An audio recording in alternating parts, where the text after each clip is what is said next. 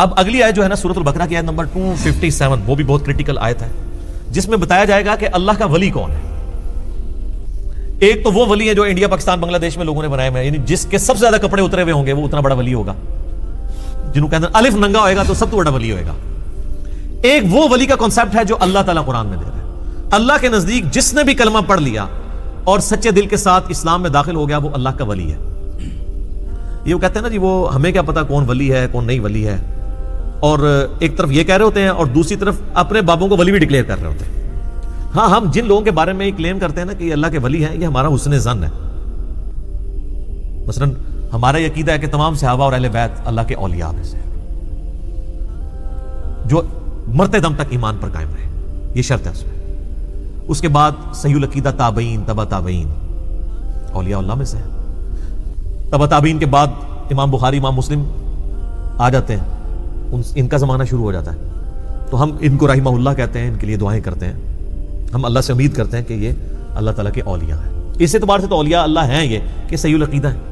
ایک وہ جو ولی قطب غوث کی یہ ٹرمنالوجی جو تصوف میں بنائی ہوئی ہے، اس اعتبار سے بھی یہ اولیاء اللہ ہیں، ان کے نزدیک بھی۔ ہمارے نزدیک تو سارے کلمہ گوئی اولیاء اللہ ہیں، اور اس کی دلیل یہ آیت آ رہی ہے، اللہ ولی الذین آمنوا، اللہ ولی ہے اہل ایمان کا، جو بھی ایمان لے آئے اللہ اس کا ولی ہے، مطلب دوست۔ جب اللہ دوست ہو گیا تو وہ بھی اللہ کا دوست ہے۔ جس کو اللہ اپنا دوست بنا لے وہ یہ کلیم کر سکتا ہے کہ میں اللہ کا دوست ہوں۔ باقی یہ کہنا کہ وہ ولی کامل ہے یا نہیں ہے، وہ کامل والے الفاظ جوڑے وہ تو اللہ کو ہی پتا ہے، وہ تو پھر ہم مولا علی کے بارے میں ہی کہیں گے۔ بخاری و مسلم میں حدیث ہے، کل میں اس شخص کے ہاتھ میں جھنڈا دوں گا جو اللہ اور اس کے رسول سے محبت کرتا ہے، اللہ اور اس کے رسول اس سے محبت کرتے ہیں۔ اور صحابہ کہتے ہیں ہمیں پوری رات نیند نہیں آئی کہ وہ خوش نصیب کون ہوگا۔ تو نبی علیہ السلام نے صبح مولا علی کو بلایا، ان کو آشوب چشم تھا، اپنی مبارک لعاب تھوک مبارک ان کی آنکھوں میں لگایا، شفا ہوئی، اور اپنے مبارک ہاتھوں سے زیرہ باندھ کے کافروں کی طرف روانہ کیا اور اللہ تعالیٰ نے شفا دی۔ تو یہ تو بہت بڑا ٹائٹل ہے کہ زندگی میں کسی کو بتا دیا جائے کہ اللہ اور اس کا رسول تم سے محبت کرتے ہیں، بہت اعلیٰ ترین درجہ ہے۔ باقی عام تمام اہل ایمان جو ہیں وہ اللہ کے ولی ہیں، اور آپ کسی بھی کلمہ گو اہل قبلہ کے بارے میں کہہ سکتے ہیں کہ اس اعتبار سے یہ اللہ کا ولی ہے۔ کیوں؟ کہ وہ ایمان لے آیا، اللہ کا دوست بن گیا۔ اب دوست ظاہر ہے دوست میں کمزوریاں بھی ہو سکتی ہیں، سارے دوست تو ایسے نہیں ہوتے ہیں جو پرفیکٹ ہوں، لیکن ایک ڈیٹم لیول کے اوپر وہ اللہ سے دوستی گانٹھے ہوئے ہے جو اللہ اور اس کے رسول پر ایمان لائے ہوئے ہیں، اور جو اللہ رسول پہ ایمان نہیں لاتا وہ شیطان کا ولی ہے۔ دنیا میں دو ہی اولیاء ہیں، یا اللہ کا ولی ہوگا یا شیطان کا ولی، تیسرا کوئی نہیں ہوگا۔ اب مجھے بتائیں کتنا ظلم ہے کہ اگر آپ کسی اہل قبلہ اہل کلمہ مسلمان کو یہ کہہ دیں کہ یہ اللہ کا ولی نہیں ہے تو پھر شیطان کا ولی ہوگا۔ اور اگر کوئی کہتا ہے نہیں یہ ولی کہنے سے مراد میری ہے کہ ولی کامل نہیں ہے، یہ گناہگار بھی ہو سکتا ہے، ہمیں کیا پتا کہ اللہ تعالیٰ کوئی محبوب ہے یا نہیں ہے، تو سر وہ تو ہمیں پھر کسی کے بارے میں بھی نہیں پتا، سوائے جن کے لیے کوئی سند نازل ہوئی ہے۔ ہم جن کو بڑے وثوق کے ساتھ بھی رحمۃ اللہ علیہ کہہ رہے ہیں، بڑے بڑے بزرگوں کو، ان کے بارے میں بھی ہم کلیم تو کوئی نہیں کر سکتے، اگرچہ ہمارے یعنی حسن ظن ہے اور ان کی خدمات ہمیں بتا رہی ہے کہ یہ اللہ کے اولیاء ہیں جن کی یہ کتابیں رکھی ہوئی ہیں۔ تو آڈے ہوں تو پھر بھی میں ڈکلیئر نہیں کرنا، میں اینا دی گل کر رہا ہوں، تو آڈے انتظار ہی نہیں رہا، یعنی جن کو میں کلیم کیے ہوئے ہوں اور جن کو میں کلیم کیے ہوئے ہوں وہ واقعی اس اعتبار سے اولیاء اللہ ہیں کہ ان کو آپ بھی مانتے ہیں، ان کا کون انکار کر سکتا ہے۔ تو باقی کوئی بھی ایک جو مسلمان ہے وہ اپنے آپ کو اللہ کا ولی کہہ سکتا ہے۔ میں نے بھی کئی ویڈیوز میں کہہ دیا ان علماء سو کے بارے میں جنہوں نے میرے خلاف جھوٹے پراپوگنڈے کیے، تو میں نے کہا کہ صحیح بخاری کی حدیث ہے جس نے میرے ولی کے ساتھ دشمنی کی میرا اعلان جنگ ہے اس کے خلاف، تو اللہ نے دنیا میں انہیں ذلیل کیا، تو کہتے ہیں اس نے دعوی ولایت کر دیا۔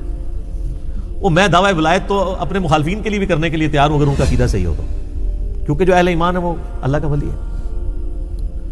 تو باقی اگر آپ یہ کہتے ہیں کہ جی جو جن کو ہم اولیاء اللہ ڈکلیئر کریں گے وہی صرف اولیاء اللہ ہوں گے، تو وہ آپ نے جن کو ڈکلیئر کیا تھا ہم نے ان کی کتابوں سے گستاخانہ عبارتیں نکال دی ہیں، تو اب آپ خود فیصلہ کریں کہ ان کے بارے میں آپ نے کیا حکم لگانا ہے۔ اور اگر آپ کہتے ہیں نہیں یہ کتابیں تبدیل ہو گئی ہیں وہ خود اچھے تھے، تو انہی کتابوں کے ذریعے ان کا تعارف تھا، جب تعارف ہی ختم ہو گیا پھر اچھے برے ولی تو بات ہی ختم ہو گئی، بندہ ہی نہیں ایگزسٹ کر رہا۔ اگر بخاری شریف ختم ہو جاتی ہے تو امام بخاری کا وجود ختم، کیونکہ ان کا تعارف تو یہ کتاب ہی تھی۔ تو یہ اللہ تعالیٰ کا اعلان جنگ ہے جو اللہ کے ولی کے ساتھ دشمنی کرے۔ اور آپ دیکھیں وہ لوگ جو لوگوں سے نذرانے لیتے ہیں، لوگوں کے پیسے پہ پلتے ہیں اور لوگوں کے چندوں کے ذریعے باقی لوگوں کو کھلاتے ہیں، تو کہتے ہیں دیکھیں نہیں بزرگوں کا لنگر چل رہا ہے، وہ لنگر انہوں نے خود چلایا ہے، امیر لوگوں سے ہتھیاتے ہیں، 1 کروڑ پہ ہتھیا کے 10 لاکھ روپے، وہ سلطانہ ڈاکو والی بات ہوئی کہ امیروں سے لوٹ کے غریبوں میں بانٹ دیا، تو اس میں اس نے کہاں سے لنگر چلایا؟ مطلب کس بزرگ نے جو ہے مزدوری کر کے تو غریبوں کو کھانا کھلایا؟ امیروں سے یہ لیتے ہیں، غریبوں کو کھلاتے ہیں، کہتے ہیں لنگر چل رہا ہے، اور کبھی امیر سے پوچھتے بھی نہیں کہ یہ حرام کی کمائی ہے تیری حلال کی ہے۔ تو اس طرح کا لنگر جو ہے وہ تو سر گرو نانک کے مزار کے اوپر بھی چل رہا ہے، چلے جائیں کرتارپور پہ، وہاں لنگر نہیں چل رہا، تو یہ ولایت کی دلیل ہو جائے گا۔ تو ایک دنیاوی سسٹم ہے جہاں پہ لنگر والا معاملہ چل رہا ہے۔ تو اس طرح بڑے بڑے کلیم کر دیتے ہیں ان کے بارے میں، اور کہتے ہیں جی وہ ان لوگوں کو اولیاء اللہ مان رہے ہیں جو لوگوں سے چندے بٹور کے خود بھی کھاتے ہیں، باقیوں کو کھلاتے ہیں، اور جو اپنی جیب سے نکال کے ان کے اوپر لگا رہا ہے اور ان سے 1 روپیہ لینے کا روادار نہیں ہے، اس کو ولی ماننے کے لیے تیار نہیں ہو رہے۔ نہ منو۔ تو آپ لوگوں کو بتا دیں کہ نہیں، ولایت کا کرائٹیریا یہ ہوتا ہے کہ جو امیروں سے ہتھیائے، اپنے اوپر لگائے اور لوگوں کو کھلائے، وہ اللہ کا ولی ہوتا ہے، اور جو اپنی جیب سے اللہ کی راہ میں خرچ کرے اور 1 روپیہ لینے کا کسی سے روادار نہ ہو، دنیاوی کوئی منفیت نہ لے، وہ اللہ کا ولی نہیں ہو سکتا۔ تو لوگ لتر ماریں گے تھوڑے سیرے تھے۔ آپ دیکھیں قرآن حکیم میں جہاں جہاں انبیاء کا ذکر آیا نا، بار بار اسی جملے کے ساتھ کہ ہر نبی یہ دعوت بلند کرتا ہے کہ میں تمہیں اس دعوت کے عوض تم سے کوئی اجر نہیں، میرا اجر میرے اللہ کے حضور پکا ہے۔ پھر نبی علیہ السلام کو قرآن میں کئی جگہ کہا گیا کہ اے نبی علیہ السلام، یہ آپ کی دعوت سے کیوں انکار کر رہے ہیں؟ کیا آپ نے کوئی معاوضہ ان سے وصول کر لیا اس دعوت کے عوض کہ جو ان کے لیے تاوان بن گیا؟ آپ تو کوئی ان سے پیسے نہیں لے رہے، آپ تو فی سبیل اللہ کے لیے کام کر رہے ہیں، تو پھر یہ کیوں آپ کی دعوت سے بھاگ رہے ہیں؟ تو یہ اولیاء کے حوالے سے میں نے کلیئر کر دیا۔ یہاں پہ لوگوں نے، پبلک نے اپنے اولیاء اللہ بنائے ہیں۔ اللہ تعالیٰ نے تو اہل ایمان کو اپنا ولی کہا ہے، اور اللہ تعالیٰ نے فرمایا کہ اللہ ان کا دوست ہے، یعنی وہ پھر اللہ کے دوست ہیں، اور اللہ کی کرم نوازی ان پہ کیا ہے؟ یخرجہم من الظلمات الی النور، اللہ تعالیٰ انہیں اندھیروں سے نکال کر نور کی طرف لے جاتا ہے۔ اندھیروں سے، اندھیرے سے نہیں، کیونکہ اندھیروں جمع کا صیغہ ہے، گمراہی کے کئی راستے ہیں اور ہدایت کا صرف ایک راستہ ہے، اس لیے ہدایت نور ایک انوار کا لفظ نہیں آیا، سنگولر کا صیغہ ہے۔ گمراہی کے اندھیروں سے ہدایت کی روشنی کی طرف۔ والذین کفروا اولیاءہم الطاغوت، اور جو کفر کرنے والے ہیں وہ ساتھی ہیں طاغوت کے، شیطان کے۔ یخرجونہم من النور الی الظلمات، اور شیاطین کیا کرتے ہیں؟ وہ انہیں نور سے، ہدایت کے راستے سے ہٹا کر گمراہیوں کے اندھیروں میں لے جاتے ہیں۔ اولئک اصحاب النار، یہی تو ہیں اہل جہنم، آگ والے، ہم فیہا خالدون، وہ اس میں رہیں گے ہمیشہ ہمیشہ۔ والعیاذ باللہ تعالی، اللہم اجرنا من النار۔ تو اللہ تعالیٰ ہمارا ہے کہ میں اپنے اولیاء کو گمراہی کے اندھیروں سے نکال کر ہدایت کی روشنی میں لے کے آتا ہوں، اور شیطان اپنے اولیاء کو ہدایت کے راستے سے ہٹا کے گمراہی اور اندھیروں کے اندر لے جاتا ہے۔ تو اب میرا ایک معصومانہ سوال ہے کہ اگر ہدایت سنگولر کے صیغے سے آئی ہے، پھر سچائی کا راستہ ایک ہی ہوگا۔ گمراہی کے تو ایک سے زیادہ راستے ہو سکتے ہیں، سچائی کے نہیں۔ یہ کہتے ہیں سارے ہمارے بزرگوں کے سلسلے سارے ہی حق پہ ہیں۔ کیوں سارے حق کے اوپر ہیں؟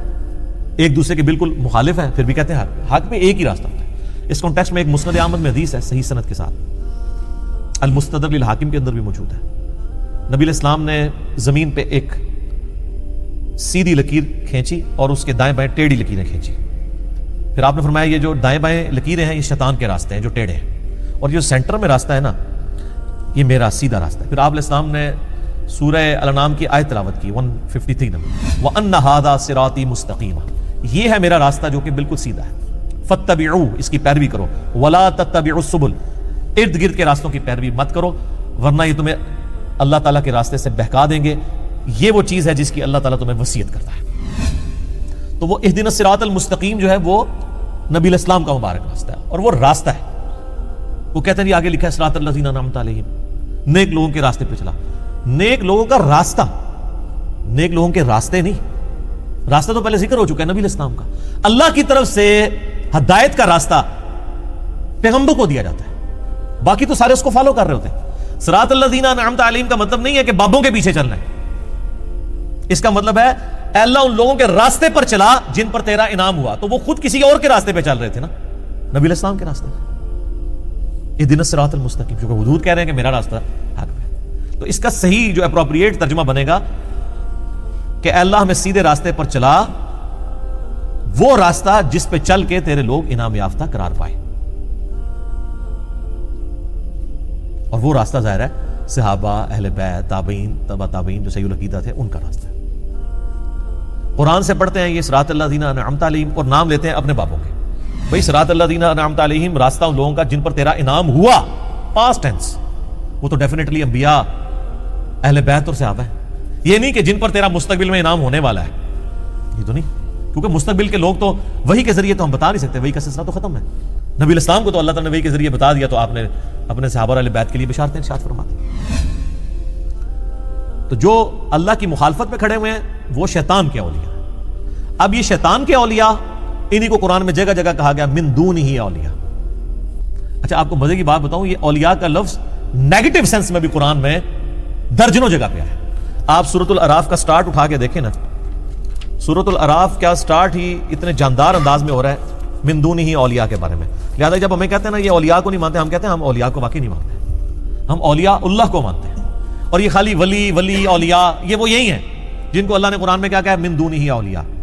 سورۃ الاعراف میں اللہ تعالیٰ نے سٹارٹ ہی میں فرمایا آیت نمبر 3 کے اندر، اتبعوا ما انزل الیکم من ربکم، پیروی کرو اس کی جو تمہارے رب کی طرف سے تمہاری طرف نازل ہوا، یعنی قرآن.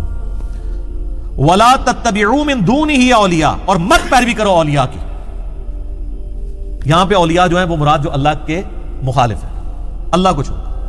قلیلا ما تذکرون، بہت ہی کم ہے جو تم میں سے نصیحت حاصل کرتے ہیں. تو اولیاء دونوں ہی ہیں، ٹھیک ہے.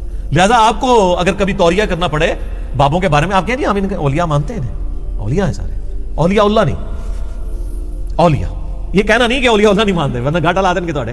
تسی کہو جی سارے ولیاں نو مننے ہیں، سارے ولیاں نو مننے ہیں، یعنی کہ وہ ولی ہیں، یعنی اسی مننے ہیں کہ بھی قارون، حامان، فرعون، ابو جہل یہ سب دے سب ولی نے، شیطان دے. یہ اگلا جملہ کہنے کی ضرورت نہیں ہے، ٹھیک ہے. تو اس طریقے تسی جنہاں نو مندے ہو سارے ولی نے، اسی مننے جڑے جنہاں دے نام لیندے ہو سب نو ولی مننے ہیں. قرآن تے الف لے لو ولی نے، لیکن اگلا جو معاملہ ہے نا وہ بریکٹ میں. اور رہے امام بخاری، امام مسلم، امام حنیفہ، امام شافعی، امام بن حنبل، امام مالک، یہ بھی اللہ کے اولیاء ہیں. یہ ہیں اولیاء اللہ. باقی چھڑے اولیاء، یہ اولیاء اللہ. اور اگر چھڑے نہیں رکھنا اولیاء تو پھر اولیاء الشیاطین لگ جائے گا انہوں نے کرتوتاں نہیں بہنا. لیکن یہ بات اس وقت ان کو سمجھ آتی ہے جب کسی کے ساتھ مس ہیپننگ ہو جائے، کوئی پیر کسی مریدنی کے ساتھ کام ڈال جائے نا، پھر اس کے باپ کو سمجھ آتی ہے کہ اچھا یہ تو واقعی یہ اولیاء ہی سی، اولیاء اللہ نہیں سی، یہ چھڑے ولی سی. تو یہ آیت جو ہے نا اولیاء اللہ اور اولیاء الشیاطین میں فرق بتاتی ہے.